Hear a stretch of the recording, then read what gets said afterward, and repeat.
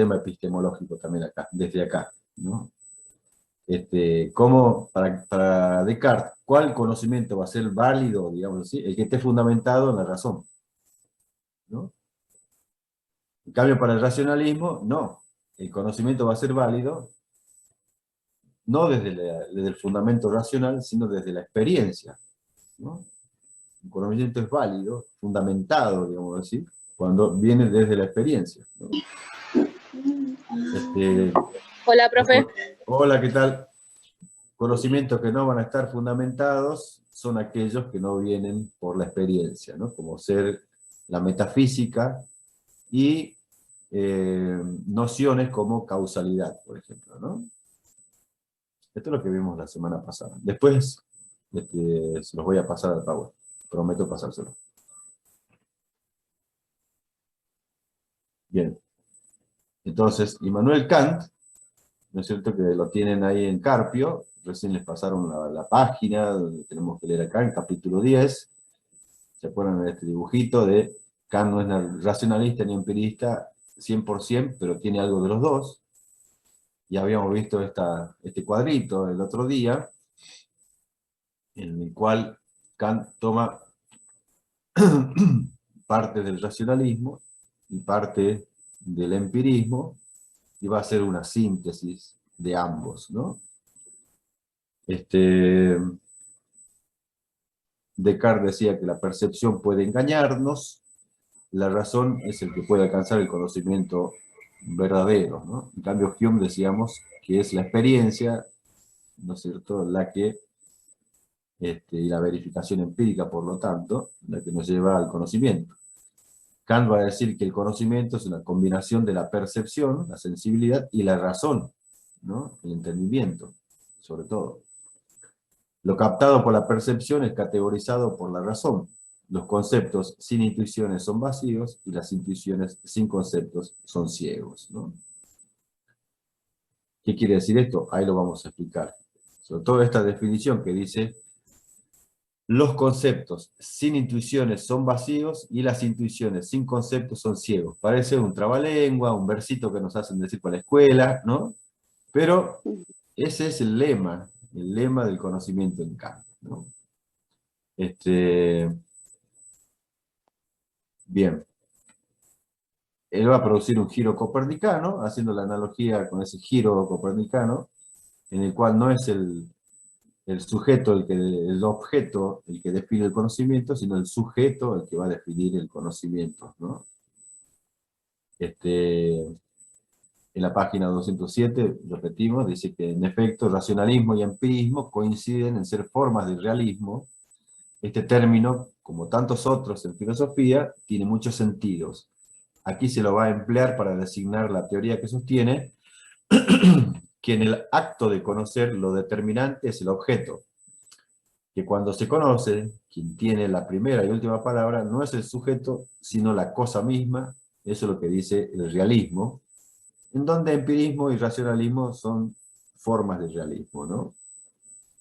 En cambio, Kant va a hacer ese giro copernicano, ¿no?, al ver que el tema es al revés. Es el sujeto el que va a, digamos así, tener una representación del objeto, del fenómeno que aparece, ¿no?, en esa distinción, ¿no?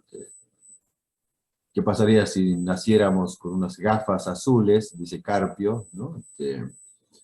Entonces, esta metáfora, digamos, esta comparación, digamos, es para decir que esas gafas sería todo el aparato trascendental que tiene el sujeto a priori, ¿no?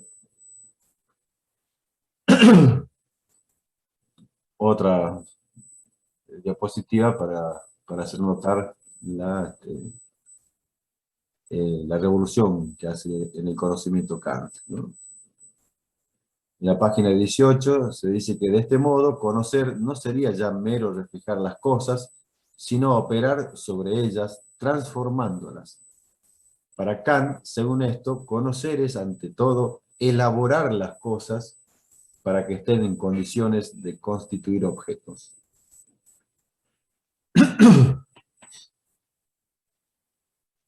Entonces aparece la palabrita trascendental. ¿Recuerdan la semana pasada? Trascendental. No se refiere a lo trascendente, aquello que está por encima, ¿no?, de lo natural, digamos, sino que trascendental se refiere al modo en que el sujeto conoce, a lo que hay dentro del sujeto y dentro del cerebro, digamos así, con términos más actuales, y qué es lo que traemos nosotros desde nacimiento, qué es lo que tenemos ya como sujetos cognoscentes, que no viene, digamos así, cosas aprendidas, sino que tenemos así como, este, como estructuras cognitivas, y estudiar eso, cómo funcionan esas estructuras cognitivas, ese es un estudio de lo trascendental en Kant. Al cómo conocemos, no al qué conocemos, sino al cómo conocemos.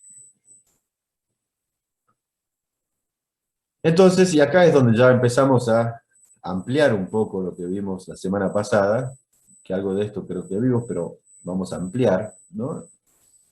Decíamos que podemos emplear una analogía, no sé si empleé la analogía del panadero la semana pasada, ¿se acuerdan?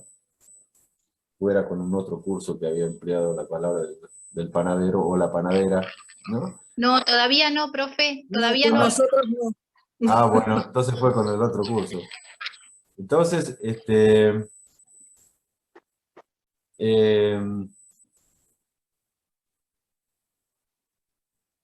estaba pensando porque la grabamos esa clase, me acuerdo que me pidieron que la grabemos, y cualquier cosa les dejo esa clase que también está grabada, y también, ya que está Analia, me tomé el atrevimiento de incorporar el video que hiciste vos, Analia, para el curso, así que te estás haciendo popular, Analia. Está bien, no hay problema, profe. Sí, sí, sí. Bueno, entonces, la analogía del panadero, esto es la analogía que me gusta utilizar, ¿no? Supongamos que ustedes están preparando la masa para hacer pan casero, ¿no? Entonces agarran la harina, el agua, ¿no? Agarran esa harina que no tiene forma y la tienen que después mandar al horno, la tienen que cocinar, ¿no? Entonces, ¿qué hacen? ¿No?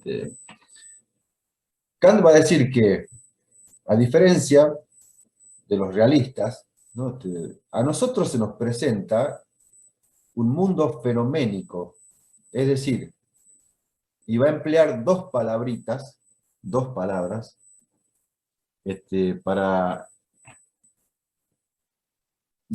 para referirse, dos palabras griegas para referirse a dos cuestiones, ¿no? Los empiristas decían que no, yo no puedo conocer la cosa en sí, ¿no? Es decir, salvo Locke, que existe, pero no la puedo conocer. Hume directamente la ignora, solamente conocemos lo que aparece. Kant dice que hay algo que está como detrás de las apariencias, hay un mundo, ¿no?, sustancial, que él le llama cosa en sí, y ahí emplea la palabra griega, no húmeno, no húmeno, ¿no? Lo no huménico, el no húmeno, ¿no? Es una palabra griega que significa lo incognoscible, lo que no se conoce. Eso es lo nouménico, ¿no? Pero lo que nosotros percibimos por nuestros sentidos es el fenómeno, ¿no? Haciendo alusión no a fenómeno, che, me fue fenómeno, ¿no? No esa palabrita fenómeno, sino fenómeno, que en griego significa lo que aparece, phainomeno en griego, ¿no? Entonces, lo que aparece, eso es lo que nosotros captamos, lo que empezamos a trabajar, es la masa del panadero, digamos, ¿no? Profe, Sí. Tales no usó eso de lo húmedo. No, eso es lo húmedo, no digo lo húmedo, digo no húmedo. Yo no sé si puedo usar una pizarra, tengo miedo de hacer macana acá. A ver. Acá Profe, estoy como los chicos, no entiendo nada. ¿Se ve lo que estoy escribiendo? Sí, se ve.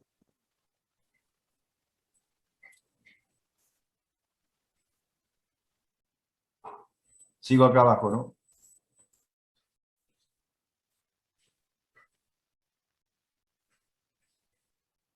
Noúmeno. ¿Sí? No lo húmedo, no húmeno, ¿no? Bien, esto, el noúmeno, es lo que no se conoce. Podríamos decir que lo podemos poner acá, no lo escribí, o lo escribo acá, mirá, ya que estamos, lo nouménico, ¿no? La N, acá. Este sería, digamos, lo que no se conoce. Detrás de eso, ¿no es cierto?, está lo nouménico. Lo que aparece es el fenómeno. Le pongo así la F, ¿no? Lo que aparece es el... Acá vamos a borrar esto. Mirá, por así me di cuenta que tenía esta herramienta. Nos viene al pelo, mirá. Entonces, acá tenemos... a ver... entonces, lo que... ¿Dónde está?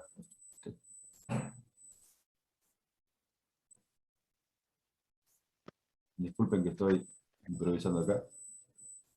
Entonces, lo que aparece es el fenómeno. ¿Sí? El noúmeno no aparece, no lo vemos. No tenemos nosotros la impresión del noúmeno. Tenemos nosotros el fenómeno. El fenómeno es como la masa del panadero. Es lo que se nos presenta a nosotros, ¿no?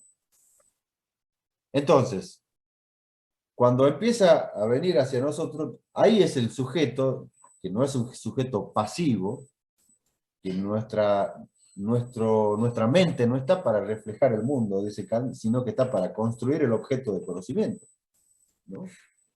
¿Qué hace el sujeto? ¿Qué es lo que trae de fábrica? ¿Qué es lo que traemos nosotros? Tanto vos, como yo, traemos de fábrica, son facultades de conocimiento. El fenómeno que está acá, no el noúmeno que no lo conocemos, sino el fenómeno, lo que aparece, la masa del panadero, entran primero en dos moldes, que está en una primera facultad que interviene, que es la sensibilidad. ¿Se entiende? En estos momentos vos estás sentado frente a una computadora o al celular, y ¿qué es lo que está apareciendo, digamos así? El fenómeno, ¿no? Que no tiene forma el fenómeno, sino que las formas las va a ir poniendo vos. Es como decir, la masa no tiene forma todavía de pan, o de un pan dulce, supongamos que quieras hacer un pan dulce. La tenés que poner dentro de un molde, ¿se entiende? El molde es subjetivo, es decir, es a priori, viene con vos, está en vos, es una facultad racional que está en nosotros. ¿En dónde está? En la sensibilidad, ¿no? Entonces, ¿en qué parte? Y esa es una pregunta del trabajo práctico que tienen ustedes para hacer, y ahí pueden ya anotar para responder, creo que una de esas preguntas, ¿en qué parte, no? Más o menos, no sé si la pregunta está así, pero si nosotros nos preguntamos, Kant, ¿en qué parte de la crítica de la razón pura describe la sensibilidad? Y tenemos que responder en la estética trascendental, ¿no? Acá en esta diapositiva, después volvemos a la anterior, ¿no? En la estética trascendental es donde Kant va a hablar de esta facultad que se llama sensibilidad, en donde están las categorías espacio-tiempo. Entonces, volviendo de nuevo, la masa, esa va a caer en los moldecitos de espacio y tiempo, ¿no? El espacio y el tiempo para Kant no es una realidad objetiva, sino que es una realidad subjetiva. ¿Se entiende? El espacio y el tiempo son digamos así, moldes a priori que nuestra facultad de la sensibilidad tiene para poder ubicar las cosas que nos vienen de afuera, ¿no? Profe, Sí, Laura. Laura, ¿o Vanessa. Vanessa? Ah, porque veo acá un globito que dice Laura Chávez, se está moviendo por ahí, no sé. No, le hago una pregunta para que me quede claro. Sí, Esta sensibilidad que dice Kant vendrían a ser los sentidos, sí, en lo que percibimos digamos, el fenómeno. exactamente, ¿no? Ok. Es ahí, es lo que los empiristas, digamos así, ¿para quién está? Daniel Gómez están escribiendo ahí. ¿Quién está escribiendo? Yo, Gladys. Ah, Gladys, ¿cómo hiciste Sí. eso? ¿Cómo Capaz está, profe? Lo agrandé a la imagen y estoy escribiendo. Ah, mira vos, no sabía que también ustedes podían escribir. Mira vos. No, Entonces sé, yo ahí, tampoco, No como que profe. usted permitió. Agranda la imagen. yo no permití nada, pero debe ser que ya estaba por defecto, debe ser que ya estaba así. Bueno, no importa, mejor, así Yo tampoco sé mucho, profe, así que me estoy ya que tratando de está, entender y toquetear un poco ahí. ya que está, borrame el pizarrón. Eso lo dice el fenómeno. Entonces, Vanessa, lo que preguntabas, ¿no? La sensibilidad es el lugar donde tengo la experiencia de lo fenoménico, ¿no? Es esa parte de la que hablaban los empiristas. Acá tengo el espacio y el tiempo como formas puras, ¿no? De la sensibilidad. Formas puras de la sensibilidad. Por tanto, el espacio y el tiempo no son realidades externas, ¿no? Nosotros tendemos a medir el tiempo, es decir, falta un minuto, ya llevamos media hora, ¿no? Estamos sentados acá frente a la computadora, nos ubicamos en el espacio porque es una necesidad subjetiva ubicar las cosas, ¿no? Entonces es subjetivo, ¿no? El tiempo y el espacio también, ¿no? Entonces, ahora, ahí tengo la experiencia fenoménica, es decir, del fenómeno, pero todavía no tengo el conocimiento. En eso dice Kant que los empiristas que se quieren quedar ahí, que como quieren justificar el conocimiento ahí solamente con la experiencia, están, digamos así, carentes de guía, digamos, ¿no? Es como que son ciegas. La experiencia, los contenidos de la conciencia que están todavía en la sensibilidad están ciegos, porque no están siendo pensados todavía. Es una experiencia, ¿no es cierto?, acrítica todavía. Pero después interviene otra facultad cognoscitiva del ser humano que también es a priori y que está en nosotros y que no viene de la experiencia. Es el entendimiento, es otra facultad. Es decir, vos como hacedora de pan dulce, amasaste la masa, metiste la masa en los moldes, que serían el espacio y el tiempo, eso sería la sensibilidad, y después, para que se haga el pan, la mandaste al horno, ¿no? Al entendimiento. En el entendimiento se termina de cocer el pan, digamos así, ¿no? En el entendimiento, ¿qué es lo que va a poner el entendimiento?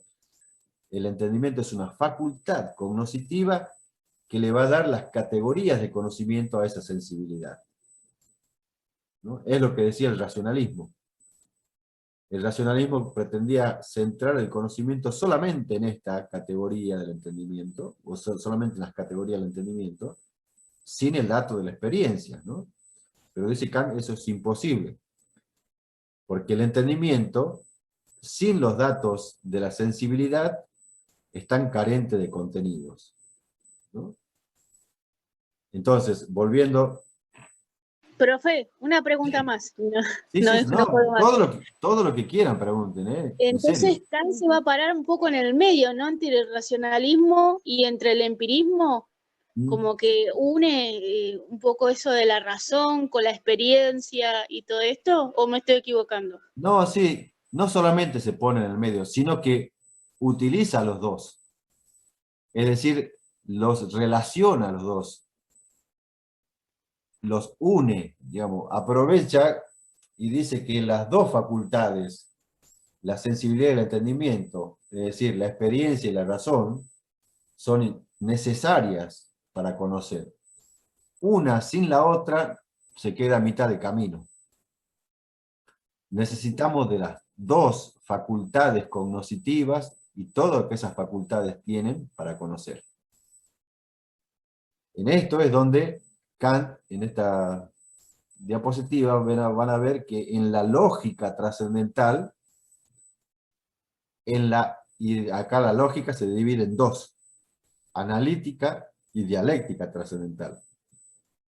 En la analítica trascendental, ahí estudia los conceptos. Estudia el entendimiento, que es una facultad cognitiva. Esta dialéctica es la razón en sentido estricto, y acá está mal escrito, dice antimonias, dice es antinomias, ¿no? Es antinomias. No lo vamos a ver, quizás después lo vamos a ver, ¿no? Pero vamos a llegar hasta acá, hasta la analítica trascendental. La lógica en su analítica trascendental, que es donde analizan los conceptos, es decir, donde está el entendimiento. ¿Se entiende? Entonces, el entendimiento, ¿qué provee al sujeto? ¿De qué le provee? Le provee de categorías, ¿no? De categorías, cantidad, cualidad, relación y modalidad, ¿no? Es lo que estas categorías se van a aplicar a la sensibilidad, a esto, ¿no? Y ahí, cuando se establezca un juicio, que ya lo vamos a ver, ahí es donde se produce conocimiento. Por eso esta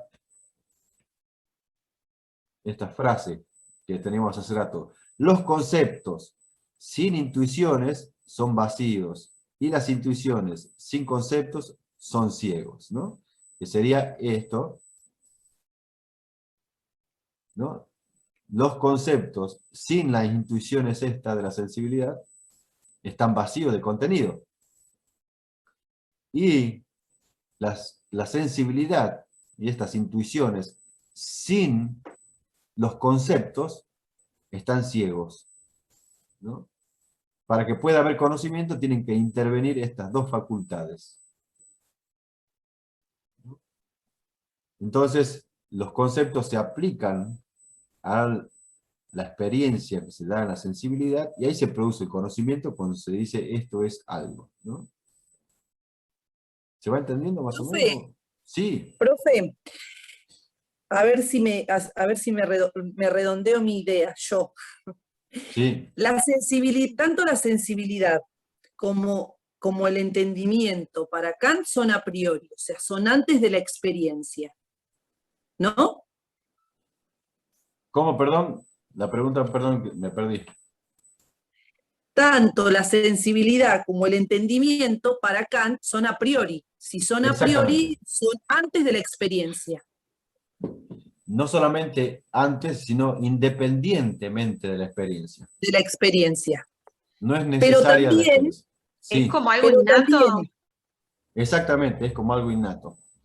Claro, eso ya lo tenemos nosotros, o sea, todos lo tienen, ¿no? Sí. Pero a su vez, eso que se da en la sensibilidad va a permitir que se dé el entendimiento, ¿no? Eso que sucede, como decía usted, cuando estamos en la sensibilidad que nos dan la materia prima para que se moldee, sí. Y para pasar al entendimiento que salga el pan, ¿o no? Claro, es decir, una vez que tengo la experiencia, ahí interviene el entendimiento. Cuando uno quiere conocer algo, va a conocer sobre algún material, alguna materia prima, como vos decís, ¿no? Lo que hay en la sensibilidad. No va a operar el entendimiento directamente salteando la sensibilidad y yendo al mundo exterior. Trabaja sobre esos datos que hay en la sensibilidad, ¿no? Está bien. Ahí sí. O sea que todo antes del entendimiento se da en la sensibilidad. Exactamente.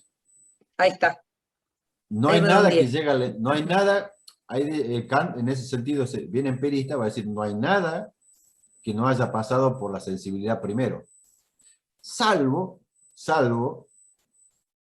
las ideas trascendentales, las ideas no trascendentales, sino y ahí le va a dedicar bastante también a lo que él llama a eso, cuando ya la razón en general empieza a querer esto que él llama los paralogismos de la razón, ¿no?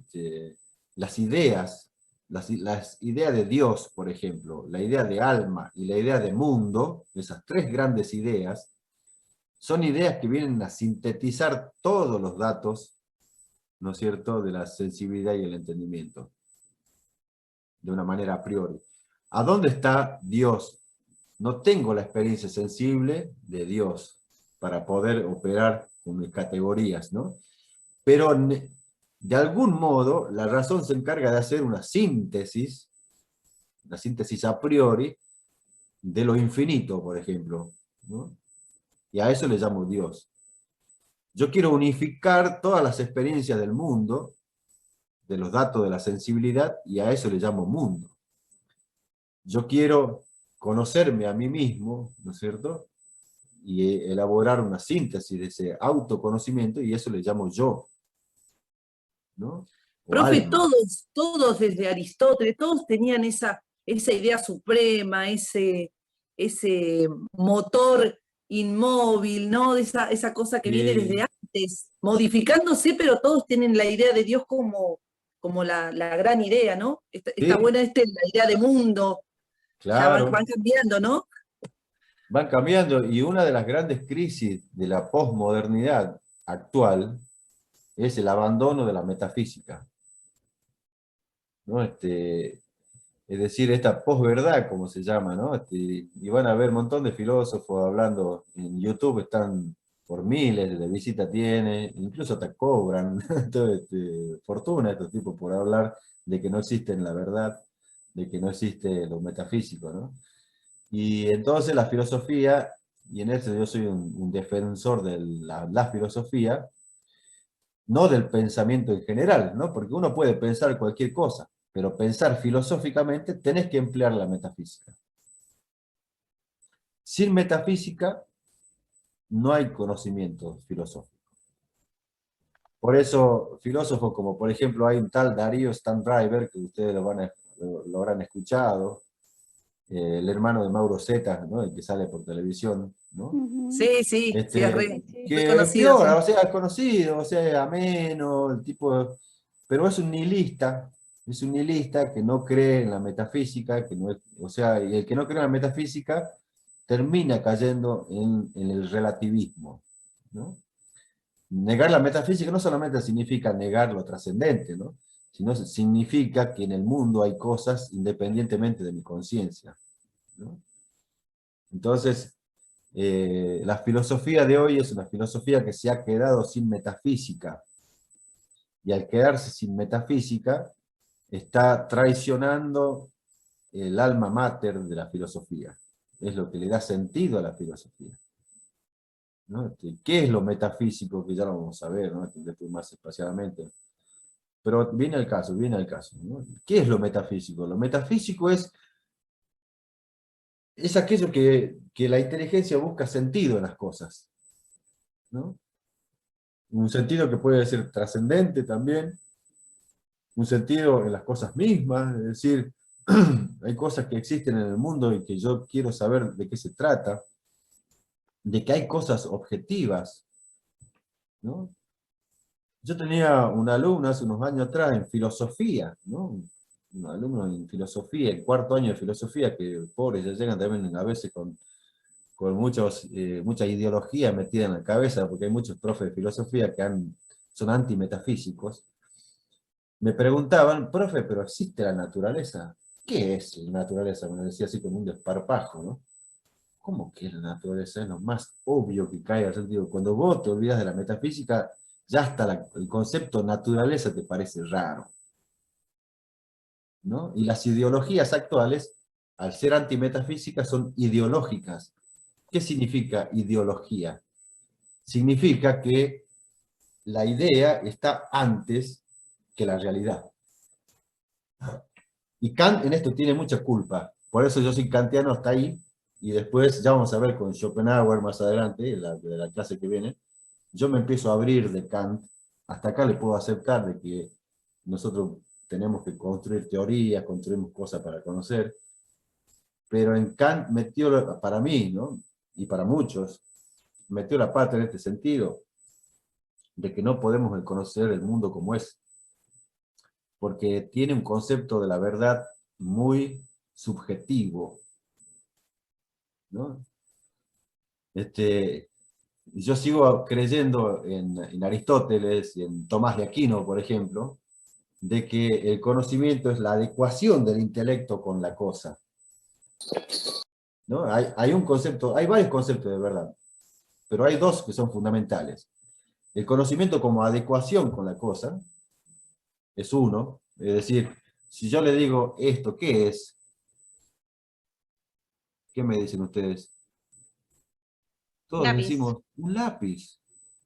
Mi conocimiento se adecuó a la cosa, ¿no? En ese sentido, Kant quiso hacer una revolución copernicana, pero no sé hasta qué punto, ¿no?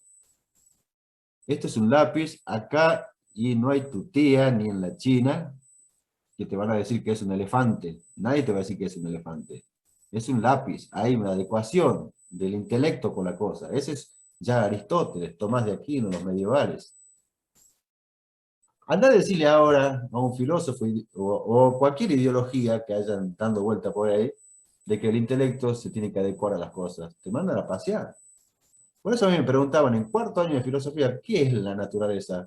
La naturaleza no existe, es una construcción humana la naturaleza, es una construcción de la mente la naturaleza, ¿no? Eso es ideología, ¿no? Como que se fue a un extremismo, ¿no? Algo así. Claro. Como la idea de Kant, pero como siendo a un Claro, extremo, ¿no?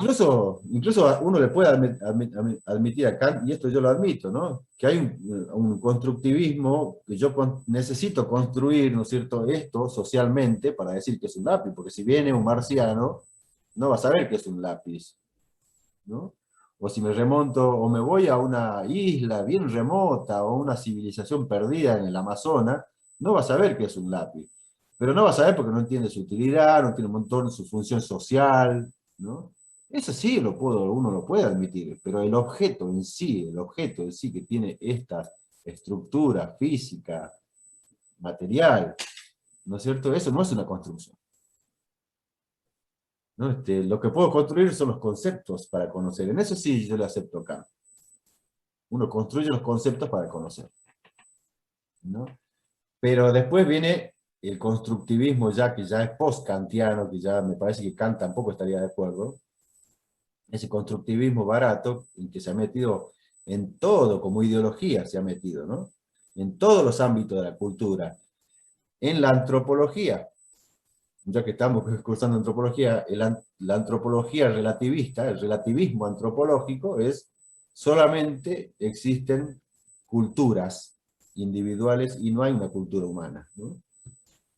El relativismo, no sé, ideológico acá, ¿no? Yo conozco lo que quiero conocer, yo construyo, ¿no? Por ejemplo, la ideología de género, con toda la precaución que merece tratarse el tema para no caer, digamos así, en falacias, ¿no? Pareciera ser que ahora la sexualidad es una construcción humana. El género puede ser, ¿no?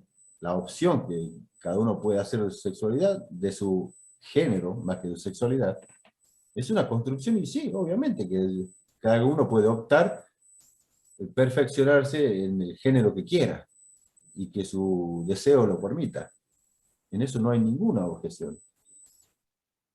Ahora, negar de que hay algo biológico que determina que alguien sea un hombre y sea una mujer, esa es otra historia, ¿no? Eso ya es, la mente se tiene que adecuar a la realidad, a la naturaleza en ese sentido, ¿no? Que después el género se construya, sí. Ahí sí, eso puede ser una construcción social y cultural. Pero la sexualidad no se construye, o se es hombre o se es mujer. O hermafrodita en casos muy raros, ¿no? Profe, por pero eso, ya ahí se están negando conocimientos universales, o sea, no es que, ¿qué quieren exacto. descubrir? Eso es el problema, y ya es un problema que viene de la antigüedad, ¿no? Vos sabés que en el medioevo hubo un problema que se llamó el problema de los universales, ¿no? El universal existe en el mundo o no existe en el mundo, ¿no? Y se peleaban de que sí existe en el mundo, cómo existe, ¿no?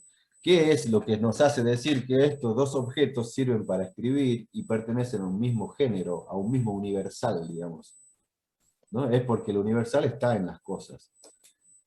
En cambio vino un monje, inclusive un monje, que también es el que primero que metió la pata, digamos así, se llamó Occam, Guillermo de Occam, que dice que no existen los universales, existen los nombres, y de ahí fundó una teoría, una corriente filosófica que se llamó nominalismo, y que ha perdurado hasta el día de hoy, con otras formas, pero estamos viviendo en un nominalismo, ¿no?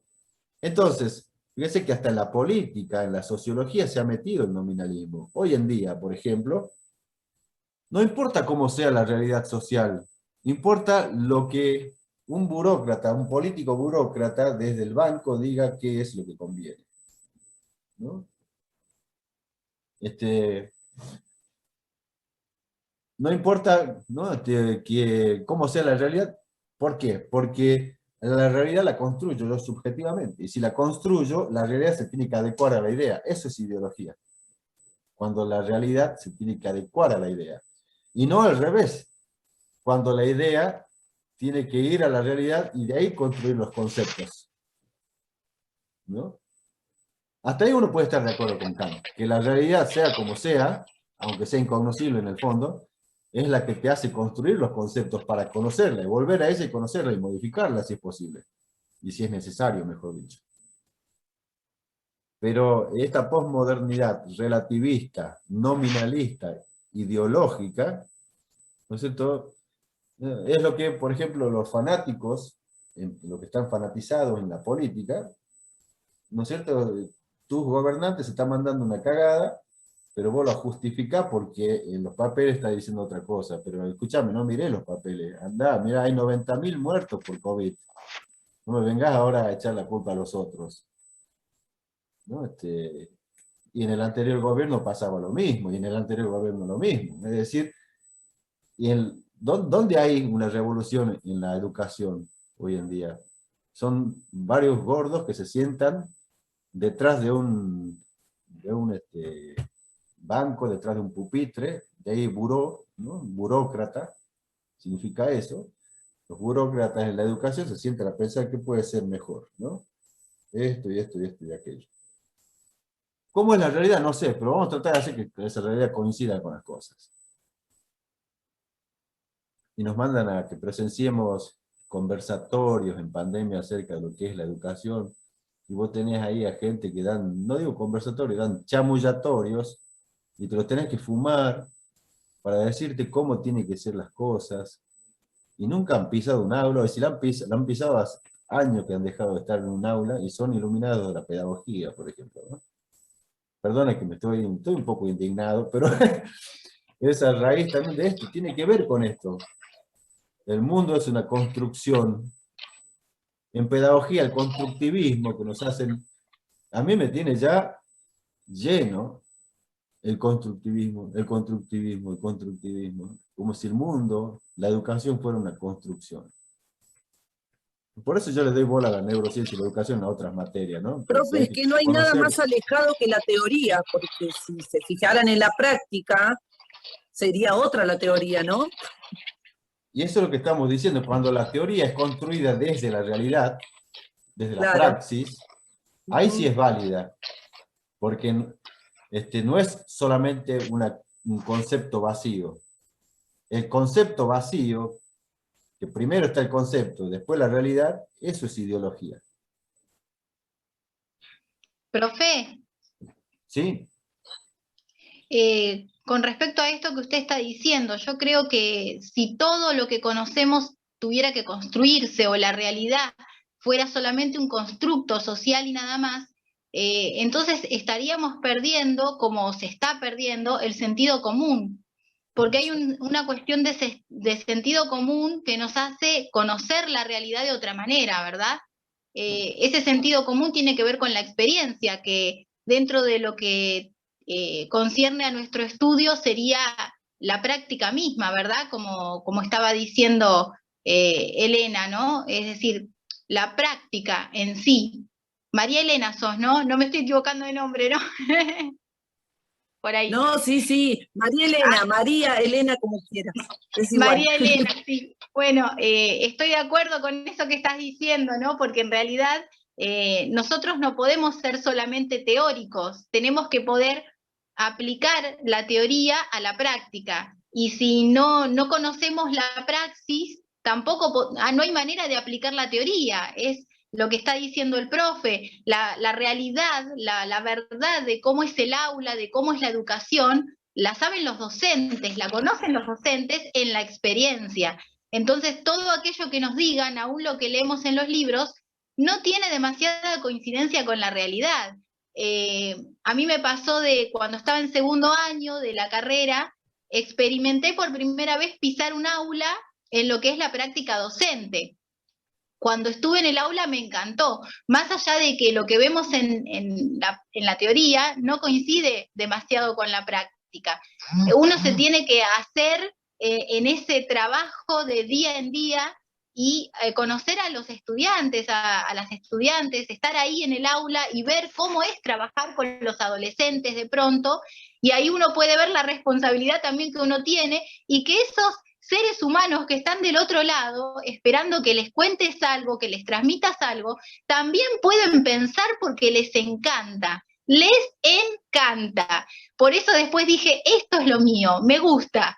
Porque realmente podían interactuar, podían abrir sus mentes, no como la educación nos está vendiendo ahora, ¿no? Que todo es, ¿no? Sería como todo muy instructivo, por decirlo de alguna manera, ¿no? Es como que hay que bajar esta información y esta y esta y esta, y no se les permite pensar, reflexionar o llevar a su propia experiencia la cuestión. Por eso me parece que tal cual, con todo lo que están hablando, lo que se pierde es el sentido común, y el sentido común tiene que ver con la experiencia de cada uno.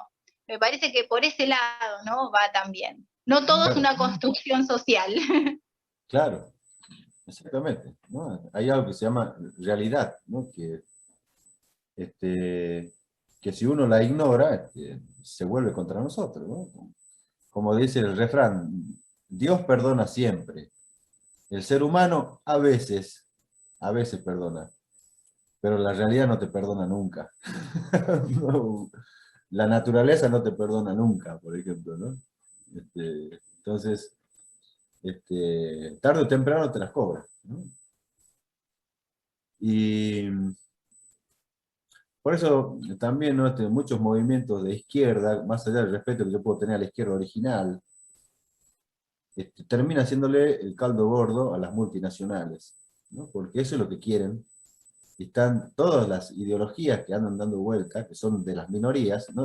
Como que la minoría usurpa al conjunto, ¿no? Una minoría, y esa es la moral positiva que se llama. Las morales positivas no deben usurpar al bien común. Cuando una moral positiva, digamos así, por ejemplo, una ideología o una minoría ideológica quiere convertirse en el metro patrón para todos, ahí estamos en problemas, ¿no?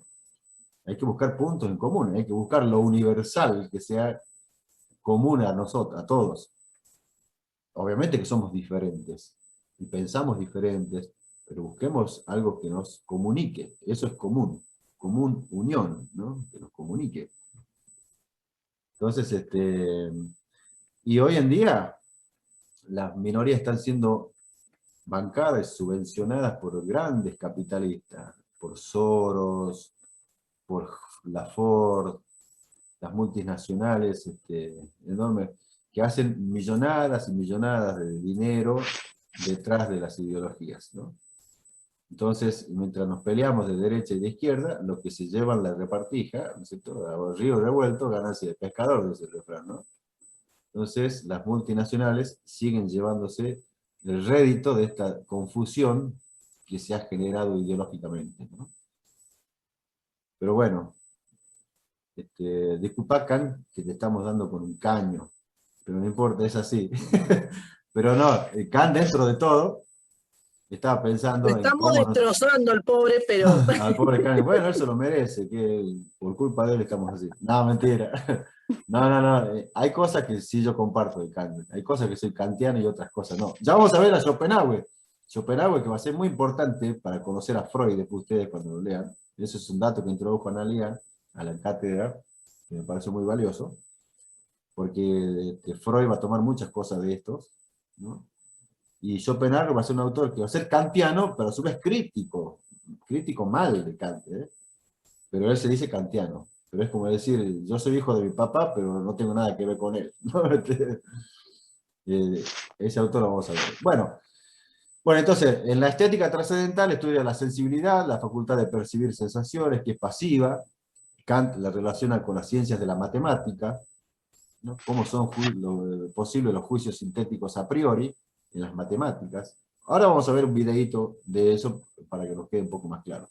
No sé qué hora es, las 20, así le dedicamos 12 minutos, 6 minutos un video y 6 minutos otro. Así vemos que está muy clarito, y además así ya no me escuchan tanto a mí, no se van a aburrir, y escuchen a alguien. Este cuadrito está muy bueno, digamos, para que vean las categorías. Él ubica 4 grupos de categorías: cantidad, cualidad, relación y modalidad, ¿no? Y en cada una de ellas hay 3, ¿no? Entonces, fíjense, la categoría va a ser de totalidad, pluralidad, unidad, ¿no? O los juicios, ¿no? Entonces, a nosotros por ahí, el único que nos interesaba era acá, el que está acá, causalidad. Era la que buscábamos poner un ejemplo, era lo que, fíjense ustedes, que Hume la buscaba en la realidad de la causalidad, mientras que Kant la pone como una categoría del entendimiento. Bien, vamos a ver esto, y ustedes díganme si escuchan, a ver. En la introducción de la crítica de la razón pura, Bien. Kant lleva a cabo una Sí, serie profe. de distinciones claves para elaborar su teoría. Las primeras y más fundamentales están relacionadas con las clases de conocimiento, y son las que trataremos en este vídeo. Según Kant, no hay duda de que nuestro conocimiento empieza con la experiencia. Pero esto no significa que todo el conocimiento proceda de esta. Hay un tipo de conocimiento independiente de la experiencia y de las impresiones de los sentidos. Es el que llamamos conocimiento a priori, y se distingue del conocimiento empírico, que tiene su fuente en la experiencia, es decir, del conocimiento a posteriori. A menudo se identifica el significado de a priori con el conocimiento anterior a la experiencia. En este sentido, podríamos decir que, por ejemplo, alguien que ha excavado los fundamentos de su casa puede saber a priori que la casa caerá. Lo sabe antes de tener la experiencia de derrumbamiento. Pero este conocimiento también está extraído de la experiencia, ya que es gracias a esta que sabemos que las casas sin fundamentos no se sostienen. Aquí es donde Kant dice que tenemos que hacer una distinción. A priori no significa solo anterior a la experiencia, sino que hace referencia a una clase de conocimiento absolutamente independiente de toda experiencia, no de una experiencia en concreto. Esta clase de conocimiento a priori, que no tiene nada de empírico, recibe el nombre de conocimiento puro. ¿Y en qué consiste este? Para saberlo, tendremos que tratar de adivinar si hay algún criterio que nos permita distinguir con seguridad este tipo de conocimiento del empírico. Kant nos dirá que sí lo hay, y que este criterio está basado en 2 nociones más. En primer lugar, la necesidad. Si una proposición, al ser pensada, es simultáneamente necesaria, entonces es a priori pura. En segundo lugar, la estricta universalidad. Si la verdad de un juicio no admite ningún tipo de excepción, entonces es a priori puro. Si nos fijamos, en el ejemplo anterior de la proposición de la casa, podemos ver que, aun siendo una especie de juicio anterior a la experiencia, no cumple los criterios de necesidad y estricta universalidad, Si excavamos los fundamentos de la casa, podemos decir que hay una alta probabilidad de que ésta se derrumbe. De hecho, seguramente caerá. Lo sabemos por experiencia. Pero no podemos decir que necesariamente caerá, ni que en cualquier circunstancia y sin excepción esto es una verdad estrictamente universal, porque podemos prever múltiples escenarios en que esto no sucede. Así, necesidad y universalidad estricta son criterios seguros del conocimiento a priori, y se encuentran completamente ligados a este. Entonces, la pregunta es, ¿qué clase de juicios cumplen estas condiciones tan estrictas? El ejemplo más claro nos lo ofrecen las proposiciones matemáticas. Por ejemplo, si examinamos la proposición 2 más 5 es igual a 7, podemos ver que es necesaria, no puede no ser, es imposible que el resultado de 2 más 5 sea diferente de 7 y es estrictamente universal. En todos los casos, 2 más 5 es igual a 7. Siempre es así, incluso si las cifras se refieren a objetos de la realidad. Por ejemplo, la suma de 2 más 5 sillas, mesas, casas o lo que sea, da siempre igual a 7. En consecuencia, podemos decir que la verdad de estos juicios es totalmente independiente de la experiencia. Son a priori puros. Ahora bien, para entender mejor la naturaleza y características de esta clase de conocimiento, también es útil examinar en qué consiste y qué características posee el conocimiento a posteriori. El conocimiento a posteriori es aquel que se basa en la experiencia sensible, y por lo tanto su validez o verdad viene condicionado por esta. Cualquier tipo de juicio, proposición o enunciado que hagamos sobre la realidad, el mundo o nuestras percepciones es a posteriori. Por ejemplo, consideremos la proposición la casa está hecha de madera. Es a posteriori, en primer lugar, porque es empírica. Su validez depende exclusivamente de la experiencia, es decir, si yo quiero saber si es verdad que la casa está hecha de madera, lo que tengo que hacer es observarla, tocarla o en un extremo extraer una muestra del material de sus paredes. Al ser a posteriori, no es una verdad necesaria. Quizá la casa es de madera, pero quizá no lo es. Pongamos que sí, que efectivamente la casa es de madera. En este caso, la proposición es cierta, es verdadera, pero no tiene por qué serlo necesariamente. El hecho de que la casa sea de madera no es un hecho necesario, ya que podría no serlo.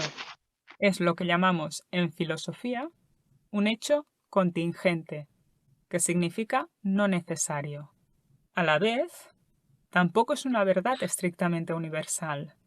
No se cumple en todos los casos, es decir, en todos los escenarios posibles, la casa no tiene por qué ser de madera, como tampoco lo son todas las casas del mundo. Y si fuera así, lo máximo que podríamos decir es que es una verdad general, pero no absoluta ni estrictamente universal, ya que solo con reemplazar una de sus paredes por otro material o construir una casa de piedra, esta proposición dejaría de ser verdadera. En lenguaje filosófico, cuando una verdad no es universal, decimos que es particular.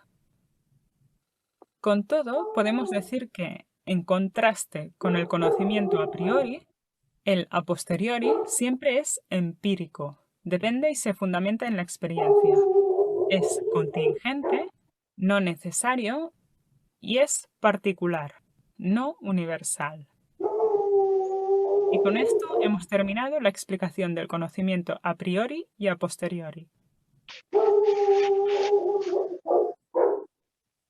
Bien. Entonces, acá queda un poquito... Alguien está ladrando, un perro por ahí. Está buenísimo este video, entendí un poco más. Bien. Está clarito, ¿no? Después, ¿lo puedes mandar al Classroom? Ya mismo, ahora apenas terminemos Porque lo subo. está claro. O sea, yo que no entendía nada, o sea, un poco... Sí. O sea, está claro para entenderlo la distinción entre a priori y a posteriori, ¿no? Sí. Entonces, O ¿qué al, es lo a o al priori? grupo de WhatsApp, profe, también, si no lo puede enviar. Bueno, lo mando. Ahora, en el video que vamos a ver ahora, que también es cortito así, la distinción va a ser otra, ¿no? La distinción entre analítico y sintético, ¿no? Que también son los, digamos así, a priori y a posteriori, analítico, sintético, son los cuatro, ¿no? 2 y 2, digamos así, en donde uno de ellos y otro de acá van a ser importantes para el conocimiento científico, ¿no? Y ahí vamos pensando que para que un conocimiento sea científico, el juicio tiene que ser a priori, pero ahora vamos a ver sintético, ¿no? Ahora vamos a ver. Profe, perdón, Sí. o alguna de las chicas, ¿puedo anotar? Abajo decía juicio de nulidad, ¿puede ser el cuadrito? ¿A dónde? En la diapositiva que en el video que vimos, decía... Romy, yo le Sí. saqué captura, después lo paso. Ah, bueno. Dale. Listo. ¿A qué se refieren? ¿A este? Abajo dice juicio sobre la nulidad, ¿es? Realidad. Ah, realidad. Listo, gracias, profe. ¿Silencia el perro? No, a ver, ¿quién está ladrando? Porque no lo veo todo porque estoy compartiendo pantalla. Si alguien tiene Gladys abierto el micro, Paredes. Sí, Gladys. en mi patio. En mi patio. Bien. Bueno, ahora vamos a ver la distinción entre analítico y sintético. Ya hemos visto a priori, a posteriori, ¿sí? A ver, ¿dónde está?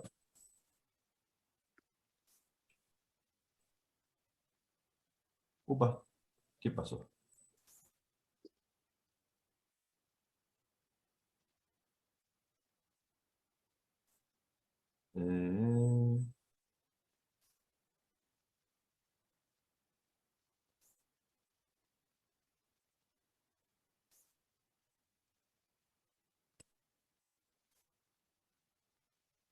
Vamos a volver a compartir, que se cayó de ahí.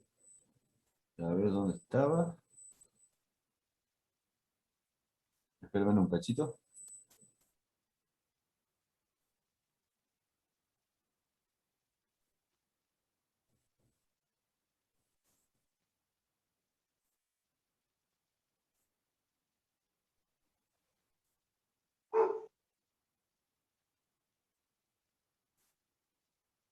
¿Se lo ve?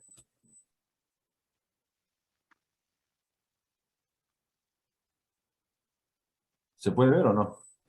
Sí, No, profe, profe, se ve, pero profe. es el otro. se ve el anterior, el que está como Kant. colocado como- Esperen un cachito. Vamos a ver acá.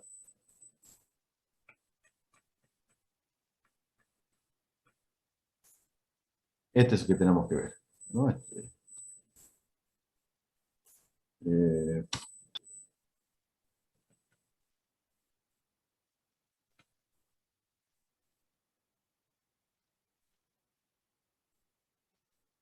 Ahí está.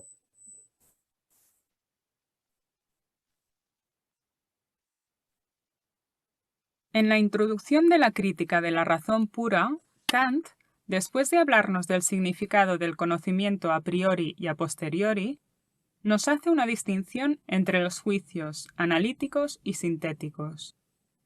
Los juicios, desde una perspectiva filosófica, son esencialmente pensamientos, que se expresan en forma de enunciado o proposición, y que consisten en afirmar o negar un predicado respecto a un sujeto.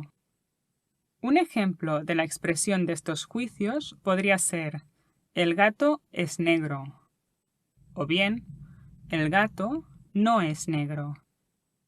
Estas dos proposiciones expresan pensamientos en que, como hemos dicho, lo que hacemos es afirmar o negar un predicado respecto a un sujeto.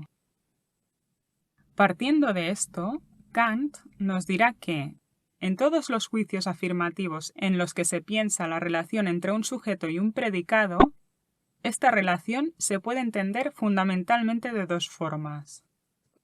O bien el predicado está implícitamente contenido en el sujeto, o bien éste se encuentra completamente fuera del sujeto, aunque guarde alguna conexión con él. El primer caso se identifica con los juicios analíticos, y el segundo con los sintéticos. Vamos a ver más detalladamente en qué consiste esta distinción. Según Kant, en los juicios analíticos, el lazo entre el sujeto y el predicado se piensa por medio de la identidad. El predicado se identifica con el sujeto, porque no le añade información nueva. Simplemente lo descompone y explicita la información que ya poseía implícitamente. Por esta razón, este tipo de juicios también se pueden denominar juicios explicativos. En contraste con los analíticos, los juicios sintéticos no son explicativos, sino extensivos. No hay una identificación entre el sujeto y el predicado, porque siempre aportan información nueva, amplían nuestro conocimiento. Para entender un poco mejor esto, veamos algunos ejemplos. Si digo, el triángulo tiene 3 ángulos, lo que estoy haciendo es, en realidad, explicar una idea, 3 ángulos, que ya está implícita en el sujeto triángulo. En este caso, el predicado está contenido en el sujeto, y en consecuencia se produce la identidad entre sujeto y predicado. Estamos delante de un juicio explicativo, un juicio analítico. En cambio, si digo el triángulo es equilátero, lo que hago es indicar una propiedad, equilátero, de un triángulo específico, que no se encuentra dentro del sujeto triángulo, porque de triángulos hay de diferentes clases. También podría ser isósceles o escaleno. Vemos, pues, que en este caso el predicado no está contenido dentro del sujeto. No hay identidad. Es un juicio extensivo que nos da nueva información y por lo tanto es sintético. La distinción parece simple. Ahora bien, en otros ejemplos, como los que propone Kant, esta diferenciación no es tan evidente a simple vista, y es necesario estudiar más detalladamente la relación entre los respectivos sujetos y predicados. Examinemos estos dos enunciados. Todos los cuerpos son extensos y todos los cuerpos son pesados. Para ver mejor la diferencia, consideremos el sujeto cuerpo. ¿Qué implica este concepto? Pues bien, según Kant, si descomponemos analíticamente el concepto de cuerpo, encontraremos entre sus propiedades la de la extensión, pero en cambio no encontraremos la de peso. Esto significa que cuando digo todos los cuerpos son extensos, estoy explicitando una propiedad inherente al concepto cuerpo, y por lo tanto estoy haciendo un juicio analítico. Cuerpo implica necesariamente la propiedad de la extensión, y por esta razón Kant nos dirá que la necesidad es otro de los rasgos distintivos de los juicios analíticos. Por otro lado, si digo todos los cuerpos son pesados, lo que hago es añadir un predicado con información no inherente al sujeto cuerpo, y por lo tanto, estoy formulando un juicio sintético. El enunciado todos los cuerpos son pesados se basa en la experiencia, una característica de este tipo de juicios. A modo de resumen, los juicios analíticos son aquellos en los que el predicado está contenido en el sujeto. Hay una identificación entre ambos. Son explicativos, necesarios y no amplían nuestro conocimiento. Por contraste, en los juicios sintéticos, el predicado no pertenece al sujeto. No hay identificación entre ambos, son extensivos, juicios de experiencia y amplían nuestro conocimiento. Y con esto hemos terminado la explicación de los juicios analíticos y sintéticos.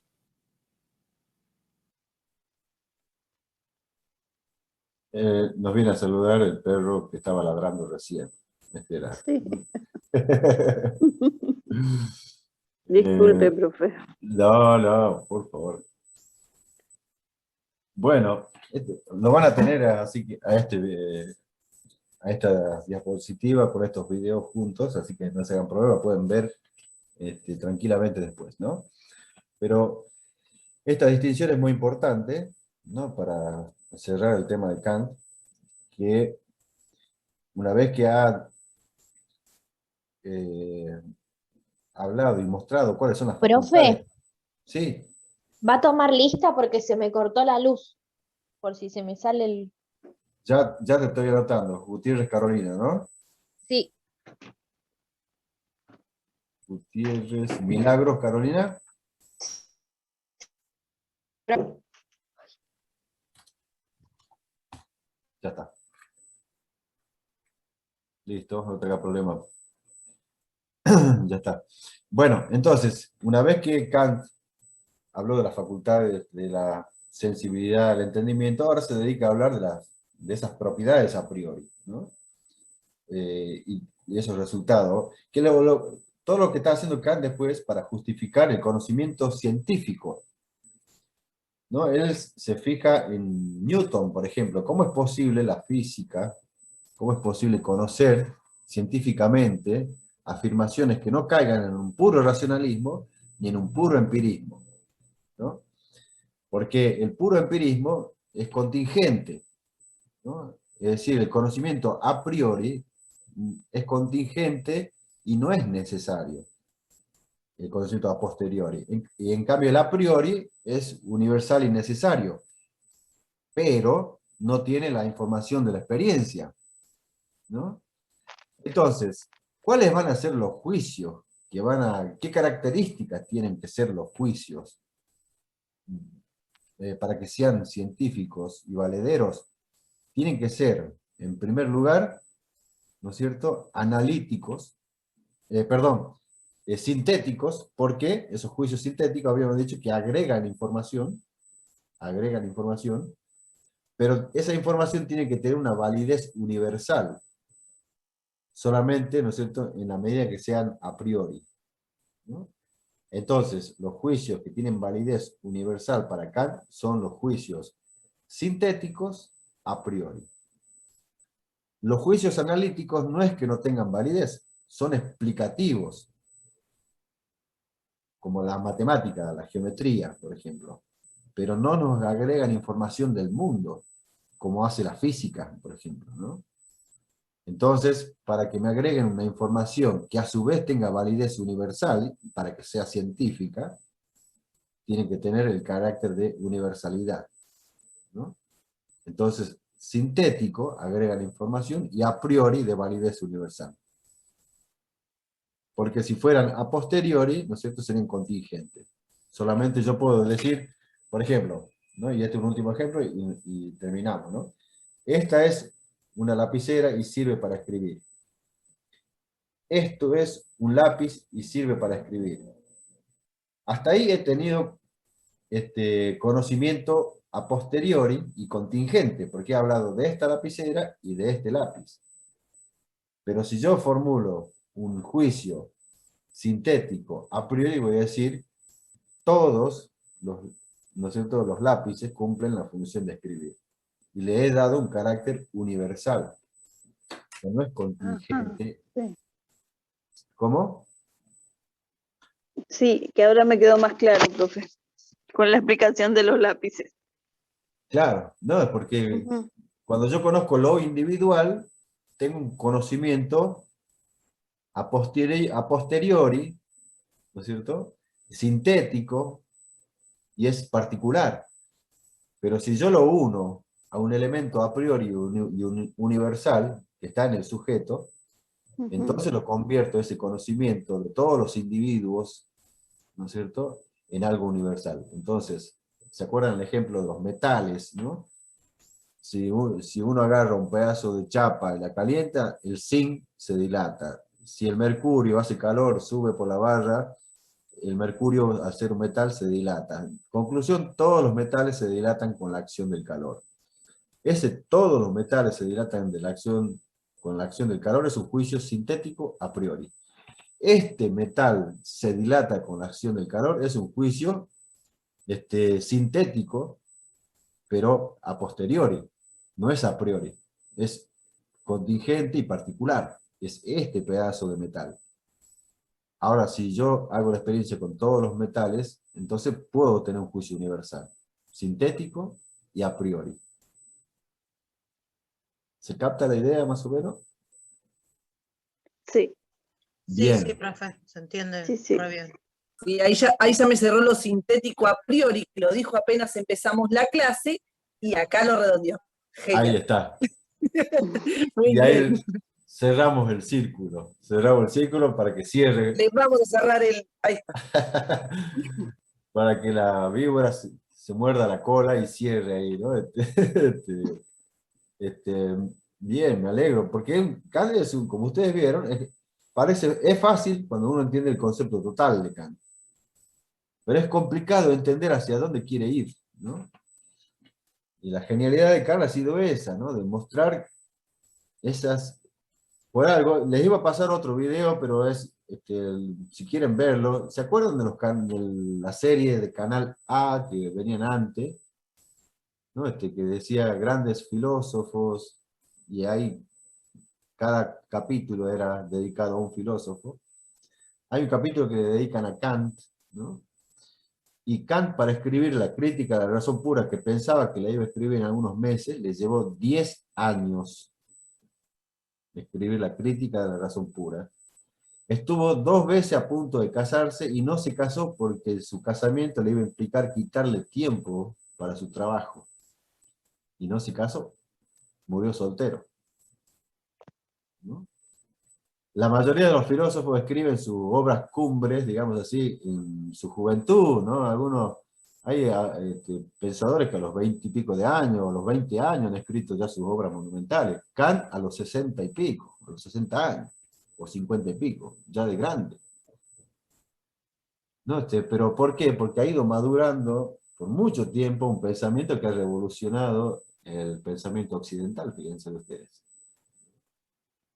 Así como uno puede decir, después de Aristóteles, el segundo pensador en la historia ha sido Kant, ¿no? Porque ha revolucionado el conocimiento. Y era un tipo que, digamos, para su época tenía conocimiento casi de todas las ciencias, ¿no? Matemática, física. Hay una ley que todavía se utiliza en física, que es la ley Kant-Laplace, ¿no? Bueno, Kant también intervino en esto. Era el Google de la época, Kant. Era el Wikipedia de la época. Por eso de sobrenombre le decían el Wikipedia de Königsberg. No, mentira.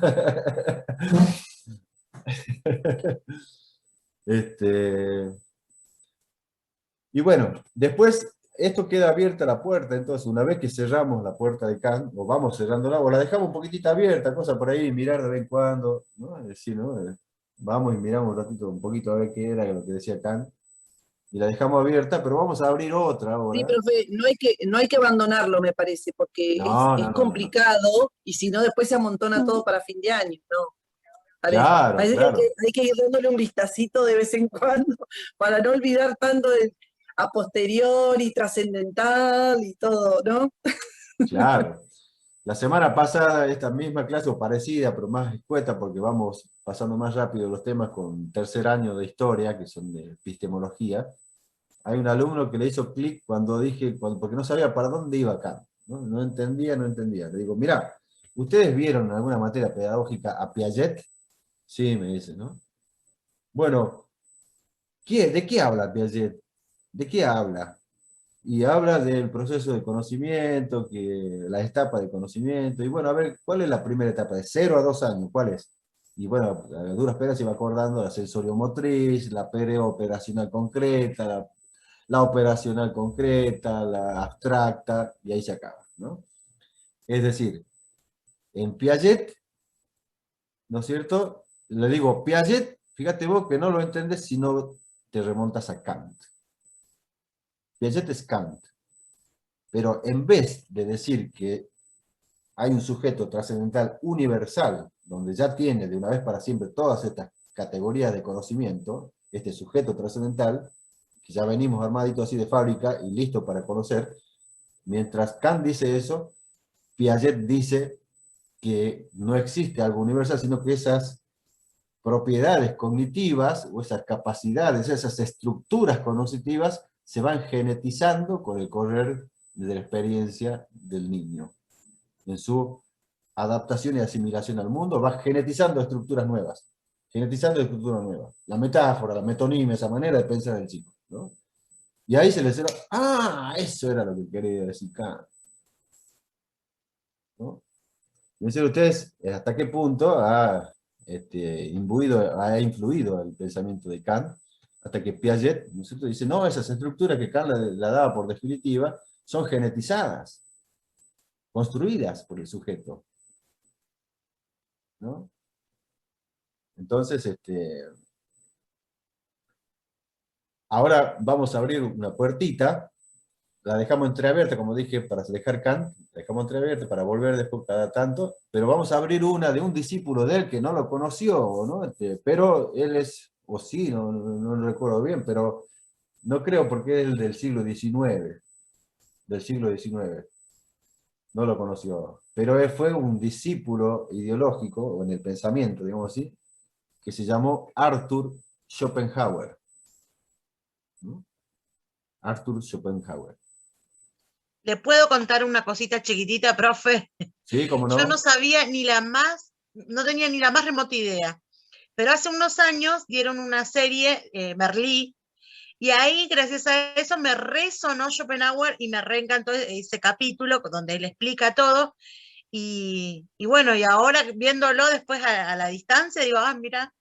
Mira vos, ¿quién iba a creer que te iba a servir? ¿No? Sí, una Merlí. serie, mira. Sí. Yo vi la primera temporada de Merlí, es más, hasta contraté Netflix porque todo el mundo me decía, profe, ¿vio Merlí el capítulo tal? No, ¿quién es Merlí? Y bueno, hasta que tuve que contratar Netflix, que salía 2 mangos en ese tiempo, bueno, contraté Netflix para ver Merlí. Vi la serie 1 nada más, la temporada 1, después no la vi más, ¿no? Pero mira vos, te viene al pelo entonces para abrir la puerta a este pensador llamado Arthur Schopenhauer, Sí. que pertenece a una corriente reaccionaria del racionalismo o ese idealismo kantiano, ¿no?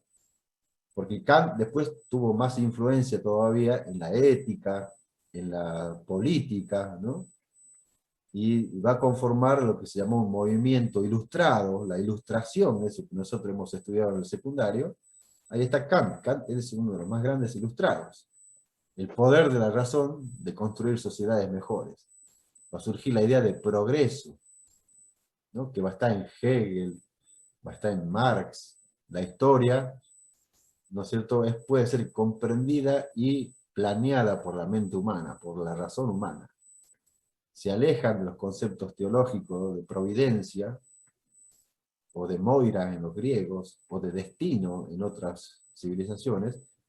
¿No es cierto? Ya no hay un elemento metafísico que guía a la humanidad, sino que la razón humana puede crear el motor que puede movilizar la historia, ¿no? Es decir, una gran confianza en la razón humana, ¿no? Fíjense, Kant, con una confianza absoluta en la razón humana. Frente a esa racionalidad, digamos así, va a surgir un movimiento que se va a oponer a esa racionalidad, que se van a llamar los románticos, el romanticismo. El mismo Kant, y con esto terminamos, tuvo un alumno que fue considerado uno de los románticos de la época. Acá sería como el revés, ¿no? El profesor, que es Kant, es el progre, digamos así, el que confía en la revolución de la razón, y Herder era el tradicional, el que quería conservar los elementos de la tradición, ¿no? Que no estaba tan disparatado. Al principio uno dice, ay, qué boludo, es muy, mira el pasado, bueno, en algo no se equivocó Herder, ¿no? Y como tampoco se equivocó Kant, ¿no? Pero para que tengan una idea, hay un movimiento reaccionario que se llamó romanticismo, en donde muchos de ellos, al menos en filosofía, van a tomar la noción kantiana, van a tomar los argumentos kantianos, y van a ser kantianos en ese sentido, pero van a ver que van a empezar a hablar no tanto de esta razón absoluta, sino también van a empezar a incorporar el tema del sentimiento, ¿no? El tema de lo que es irracional va a pesar mucho también, ¿no? Entonces, y entre ellos va a aparecer la figura de Schopenhauer, ¿no? Que va a ser un autor que va a influir mucho en Freud, que a pesar de que Freud nunca dijo, mira, nunca lo había leído Schopenhauer, mentira, Freud. No, te agarramos por acá, no seas mentiroso, Freud, ¿no? O no lo leíste directamente, o se te coló por algún otro lado, pero eso ya estaba en Schopenhauer, lo que vos decís, Freud, ¿no? Y vamos a ver un poquito de eso, ¿no? A partir de la semana que viene, ¿no? Profe, Sí. y Sí, vamos a traer a la vida a uno de los llamados filósofos malditos, ¿no? Porque como que no era muy querido en su época, ¿no? Para sus contemporáneos, pero es era, muy interesante su filosofía. sí, era el Merlí de la época. Exactamente, ¿no? Y vamos a ver cómo él retoma categorías kantianas. Por eso se dice kantiano, pero después de Kant no tiene mucho. Tiene un Kant invertido, podríamos decir, ¿no? O una forma rara de ser kantismo, digamos. Bueno, ¿alguna pregunta, alguna consulta? Sí, profe, tengo una consulta. ¿El trabajo que usted envió hoy es grupal o individual? Para El de subirlo Kant. ahí en el Classroom, lo pueden trabajar grupalmente, si ustedes quieren, se encuentran a trabajarlo, elaborarlo grupalmente, pero a la hora de presentarlo, háganlo en individual, así vamos, cada uno, ¿no es cierto?, es como que lo fue haciendo, digamos, ¿no? Pero lo pueden hacer Vaya. grupal, pero a la hora de presentarlo, lo presentan individual, ¿no? Ok, bárbaro, gracias. Como hasta No, ahora claro. entonces. Claro, como está ahora, sí. Después puede ser que hagamos algo, sí, ya grupal, ¿no? Pero ya más adelante, cuando tengamos un poquito más avanzado el programa, digamos, ¿no? Bueno, a medida entonces hacemos como la otra vez, lo voy nombrando y me van diciendo. Profe, Sí, ¿puedo hacer una última invitación sí. a que, bueno, a que puedan entrar nuevamente al blog de filosofía? Y si quieren ir haciendo comentarios, estaría muy bueno para que le estemos dando un poco de vida al blog. Todas las semanas, nuestra compañera de tercero, Silvia Parra, se encarga de ir subiendo lo que vamos trabajando en las clases.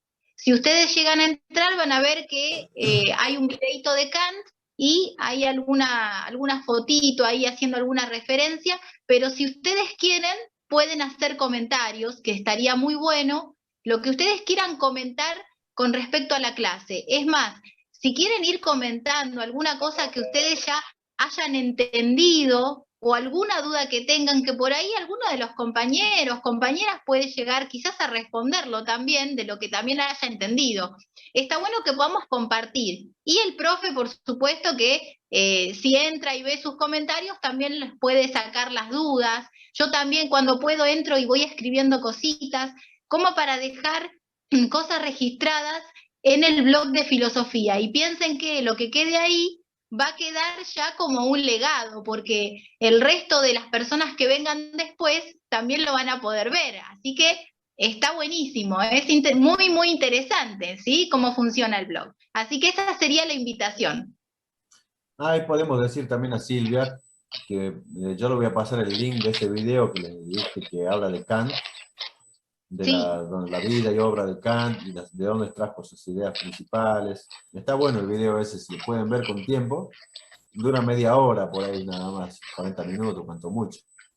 Entonces le vamos a decir a Silvia que ponga el link. Ahí Sí, por supuesto. Buenísimo.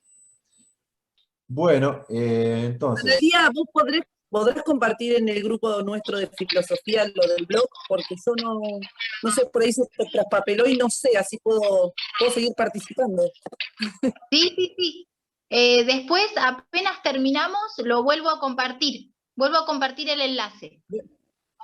Bueno, gracias. Acevedo Kevin, ¿está?